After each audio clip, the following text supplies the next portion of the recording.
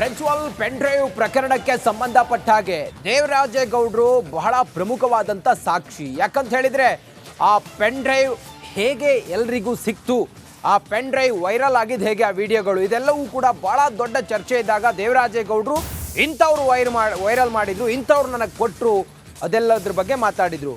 ಈಗ ದೇವರಾಜೇಗೌಡರ ಬಂಧನ ಆದ ನಂತರ ಸಾಕಷ್ಟು ಚರ್ಚೆಗಳು ಹುಟ್ಟಾಕೊಂಡಿದೆ. ರಾಜಕಾರಣಿಗಳ ಆಡಿಯೋವನ್ನು ತಡೆಯೋದಕ್ಕೆ ದೇವರಾಜೇಗೌಡರನ್ನ ವಶಕ್ಕೆ ಪಡೆಯಲಾಯ್ತಾ ಅನ್ನುವ ಅನುಮಾನ ಮೂಡ್ತಾ ಇದೆ. FIR ಆಗಿ 45 ದಿನಗಳ ಬಳಿಕ ದೇವರಾಜೇಗೌಡರನ್ನ ಯಾಕೆ ವಶಕ್ಕೆ ಪಡ್ಕೊಂಡ್ರು ನೋಡಿ. ಜಾತಿ ನಿಂದನೆ, ಮಾರ್ಚ್ 31ಕ್ಕೆ ಜಾತಿ ನಿಂದನೆ, ಏಪ್ರಿಲ್ 1ಕ್ಕೆ ಲೈಂಗಿಕ ದೌರ್ಜನ್ಯ ಕೇಸ್ ಅವ್ರ ಮೇಲೆ ದಾಖಲಾಗಿರೋದು. ಹಾಸನ ಬೆಂಗಳೂರಿಗೆ ಓಡಾಡ್ಕೊಂಡಿದ್ದ ದೇವರಾಜೇಗೌಡರು BJP ಮುಖಂಡರವರು.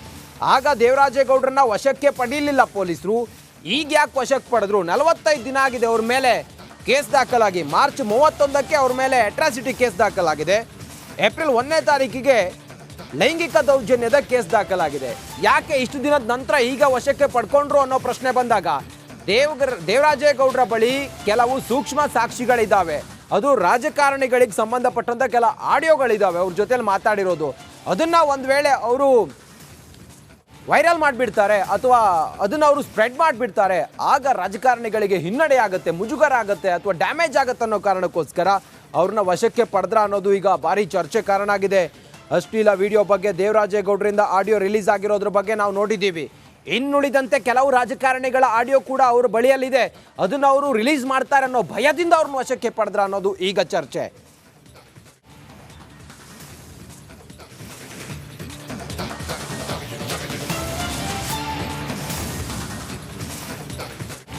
ಲೈಂಗಿಕ ದೌರ್ಜನ್ಯ ಕೇಸ್ನಲ್ಲಿ ವಕೀಲ ನಡಿ ಈಗ ಶುರು ಮಾಡೋಣ.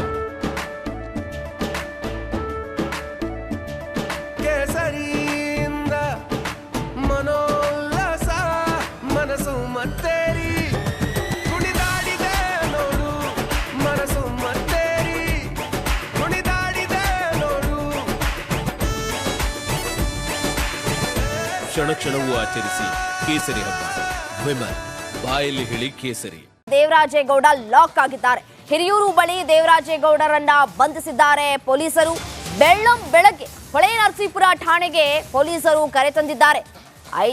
ಮತ್ತೊಂದು ಕಡೆ CPI ಕಚೇರಿಯಲ್ಲಿ ವಕೀಲ ದೇವರಾಜೇಗೌಡ ವಿಚಾರಣೆ ಕೂಡ ಆಗ್ತಾ ಇದೆ.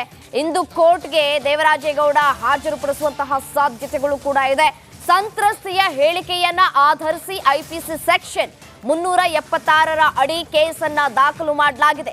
ಅತ್ಯಾಚಾರ ಕೇಸ್ ದಾಖಲಾಗ್ತಾ ಇದ್ದಂತೆ ಪೊಲೀಸರು ವಶಕ್ಕೆ ಪಡೆದುಕೊಂಡಿದ್ದಾರೆ ದೇವರಾಜೇಗೌಡರನ್ನ.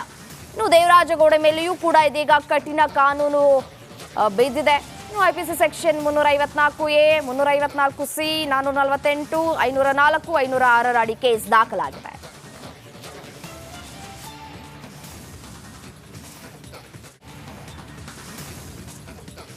ಈ ಕುರಿತು ಮತ್ತಷ್ಟು ಡೀಟೇಲ್ಸ್ ಕೊಡ್ತಾ ಹೋಗ್ತಾರೆ CID ಕಚೇರಿಯಿಂದ ಮಾದೇಶ್ ನನ್ನ ಜೊತೆ ನೇರ ಸಂಪರ್ಕದಲ್ಲಿ ಜಾಯಿನ್ ಆಗಿದ್ದಾರೆ. ಅದೇ ರೀತಿಯಾಗಿ ಖುಷ್ವಂತ್ ಕೂಡ ಇದ್ದಾರೆ.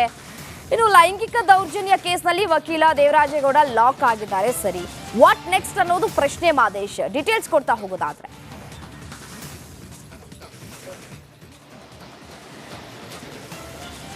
ರಮ್ಯಾ, ಈಗಾಗಲೇ ಈ ಒಂದು ಪ್ರಕರಣಕ್ಕೆ ಸಂಬಂಧಪಟ್ಟಂತೆ ಅಂದರೆ IPC ಸೆಕ್ಷನ್ 376 ಪ್ರಕರಣಕ್ಕೆ ಸಂಬಂಧಪಟ್ಟಂತೆ ಈ ಪ್ರಜ್ವಲ್ ರೇವಣ್ಣ ಅವ್ರ ಕೇಸ್ ಏನಿದೆ ಅದೇ ರೀತಿಯಾದಂಥ ಕೇಸ್, ಅದೇ ರೀತಿಯಾದಂಥ ಸೆಕ್ಷನ್ SITಯಲ್ಲಿ ಏನು ಪ್ರಕರಣ ದಾಖಲಾಗಿದೆ ಪ್ರಜ್ವಲ್ ರೇವಣ್ಣ ವಿರುದ್ಧ, ಅದೇ ರೀತಿಯಾದಂಥ ಕೇಸ್ ಈಗಾಗಲೇ ಹೊಳೆನರಸೀಪುರ ಠಾಣೆಯಲ್ಲಿ ದೇವರಾಜೇಗೌಡ ಅವರ ವಿರುದ್ಧ ಪ್ರಕರಣ ದಾಖಲಾಗಿದೆ. ಅದರಲ್ಲಿ IPC ಸೆಕ್ಷನ್ 376 ಆಗಿರ್ಬೋದು, 504A, B, C ಮತ್ತು 504 ಮತ್ತು 354 ಈ ಎಲ್ಲ ಕೇಸ್ಗಳು ದಾಖಲಾಗಿದೆ. ಇಲ್ಲಿ ಈ ಎಲ್ಲ ಕೇಸ್ಗಳು ಕೂಡ ನಾನ್ ಬೇಲಬಲ್. ಅದರಲ್ಲಿ 376 ಇದೆಯಲ್ಲ, ಇದು ಮೋಸ್ಟ್ ಡೇಂಜರಸ್ ಕೇಸ್ ಅಂತಲೇ ಇರ್ಬೋದು. ಯಾಕಂದರೆ ಇದು ಒಬ್ಬ ಸಂತ್ರಸ್ತೆ ಯಾರು ದೂರುದಾರೆ ಆಗಿರ್ತಾಳೆ ಆಕೆಯ ಹೇಳಿಕೆಯ ಆಧಾರದ ಮೇಲೆ ಈ ಒಂದು ಕೇಸನ್ನು ದಾಖಲು ಮಾಡುವಂಥ ಕೆಲಸವನ್ನು ಮಾಡಲಾಗುತ್ತೆ.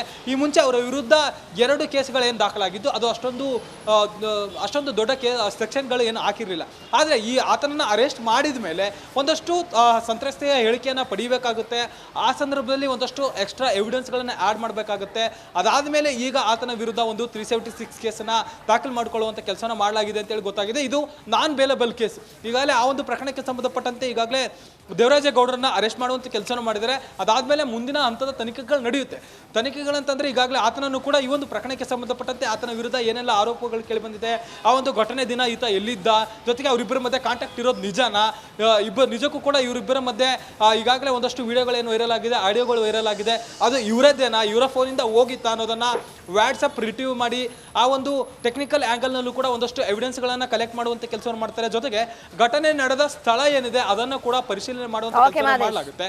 ಕಾರಿನಲ್ಲಿ ಈತ ಆ ಮಹಿಳೆಯನ್ನ ಕರ್ಕೊಂಡು ಹೋಗಿದ್ದ ಅನ್ನುವಂಥದ್ದು ಆ FIR ನಲ್ಲಿ ಕೂಡ ಉಲ್ಲೇಖ ಆಗಿದೆ. ಈ ಒಂದು ಪ್ರಕರಣಕ್ಕೆ ಇನ್ನು ಹಾಸನದಿಂದ ನಮ್ಮ ರಿಪೋರ್ಟರ್ ನೇರ ಸಂಪರ್ಕದಲ್ಲಿದ್ದಾರೆ. ಏನು ಖುಷ್ವಂತ್, ಒಂದು ಕಡೆ ದೇವರಾಜೇಗೌಡರನ್ನ ಅರೆಸ್ಟ್ ಮಾಡಿದ್ದಾರೆ, ಓಕೆ, ಈಗಾಗಲೇ ವಿಚಾರಣೆಗೂ ಕೂಡ ಒಳಪಡಿಸಲಾಗ್ತಾ ಇದೆ. ಇವತ್ತು ಕೋರ್ಟ್ಗೆ ಹಾಜರುಪಡಿಸುವ ಸಾಧ್ಯತೆ ಇದೆ. ಸೆಕೆಂಡ್ ಸಾಟರ್ಡೆ ಬೇರೆ ಇದೆ. ಇದು ಸಾಧ್ಯ ಆಗತ್ತಾ? ಎಷ್ಟು ದಿನ ಕಸ್ಟಡಿಗೆ ಪಡ್ಕೊಳ್ಬಹುದು? ಡೀಟೇಲ್ಸ್ ಕೊಡ್ತಾ ಹೋಗೋದಾದ್ರೆ.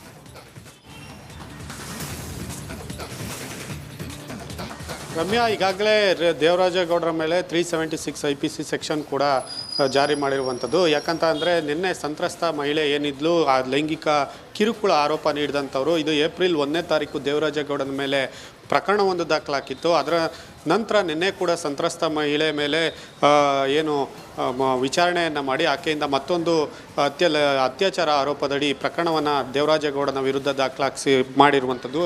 ಈಗ ನೋಡ್ಬೋದು, ನಾನು ಹಾಸನದ ಹೊಳೆನರಸೀಪುರದ ಸರ್ಕಲ್ ಇನ್ಸ್ಪೆಕ್ಟರ್ ಆಫೀಸ್ನ ಬಳಿ ಇರುವಂಥದ್ದು. ಇದೇ ಒಂದು ಸರ್ಕಲ್ ಇನ್ಸ್ಪೆಕ್ಟರ್ ಆಫೀಸ್ನಲ್ಲಿ ಈಗ ದೇವರಾಜೇಗೌಡರನ್ನ ವಿಚಾರಣೆಯನ್ನು ಕೂಡ ಮಾಡ್ತಿರುವಂಥದ್ದು. ಇನ್ನು ಕೆಲವೇ ಹೊತ್ತಿನಲ್ಲಿ ಹಾಸನದ SP ಆದಂತಹ ಮೊಹಮ್ಮದ್ ಸುಜಿತಾ ಕೂಡ ಇಲ್ಲಿ ಆಗಮಿಸ್ತಾರೆ ಅನ್ನುವಂಥ ಮಾಹಿತಿ ಇರುವಂಥದ್ದು. ಜೊತೆಗೆ ಇವತ್ತೇ ಈ ಗಂಭೀರ ಪ್ರಕರಣ ಆರೋಪ ಇವ್ರ ಮೇಲೆ ಈಗ ಬಂದಿರೋದ್ರಿಂದ ಇವತ್ತೇ ಕೂಡ ಕೋರ್ಟ್ಗೆ ಅಥವಾ ಜಡ್ಜ್ ಮುಂದೆ ಇವರನ್ನು ಪಡಿಸುವಂಥ ಸಾಧ್ಯತೆ ಇದೆ. ಒಂದು ವೇಳೆ ಇವತ್ತು ರಜೆ ಇದ್ದರೂ ಕೂಡ ಅವರ ಜಡ್ಜ್ ಅವ್ರ ಮನೆಗೆ ಕರೆದುಕೊಂಡು ಹೋಗಿ ದೇವರಾಜೇಗೌಡರನ್ನು ಹಾಜರು ಮಾಡುವಂಥ ಸಮ್ಮುಖದಲ್ಲಿ ನ್ಯಾಯಾಧೀಶರ ಮುಂದೆ ಹಾಜರುಪಡಿಸುವಂಥ ಸಾಧ್ಯತೆ ಇದೆ. ಅಲ್ಲಿ ಅವರು ಯಾವ ತೀರ್ಮಾನವನ್ನು ತೆಗೆದುಕೊಳ್ತಾರೆ ಅದ್ರ ಮೇಲೆ, ಅಥವಾ ವಿಚಾರಣೆಗೆ ಕೊಡ್ತಾರೋ ಅಥವಾ ಏನಾದ್ರು ಕಸ್ಟಡಿಗೆ ಇವ್ರನ್ನ ಜೈಲಿಗೆ ಅಥವಾ ಕಳಿಸುವಂಥ ನಿರ್ಧಾರ ಮಾಡ್ತಾರೋ ಏನು ಅನ್ನುವಂಥದ್ದನ್ನು ಮುಂದೆ ಅವರು ತೀರ್ಮಾನ ಮಾಡಬೇಕಾಗತ್ತೆ. ಒಟ್ಟಾರೆಯಾಗಿ ಇಡೀ ಪ್ರಜ್ವಲ್ ಪೆನ್ಡ್ರೈವ್ ಪ್ರಕರಣದಿಂದ ಶುರುವಾದ ದೇವರಾಜೇಗೌಡರ ಈ ಪ್ರಕರಣದ ಒಂದು ಏನು ಪ್ರಮುಖ ಭಾಗ ಆಗಿದ್ದರು, ಈಗ ಖುದ್ದು ಅವರದೇ ಮೇಲೆ ಸಂತ್ರಸ್ತ ಮಹಿಳೆಯಿಂದ ಲೈಂಗಿಕ ಕಿರುಕುಳ ಆರೋಪ ಹೊಂದಿರುವಂಥದ್ದು ಒಟ್ಟಾರೆಯಾಗಿ ದೇವರಾಜೇಗೌಡರಿಗೆ ಕಾನೂನಿನ ಸಂಕಷ್ಟ ಎದುರಾಗಿದೆ ಅಂತ ಹೇಳ್ಬೋದಾಗಿದೆ. ರಮ್ಯಾ. ರೈಟ್ ಖುಷ್ವಂತ್, ರೈಟ್ ಮಾದೇಶ್, ಧನ್ಯವಾದ ತಮ್ಮೆಲ್ಲ ಮಾಹಿತಿಗಾಗಿ.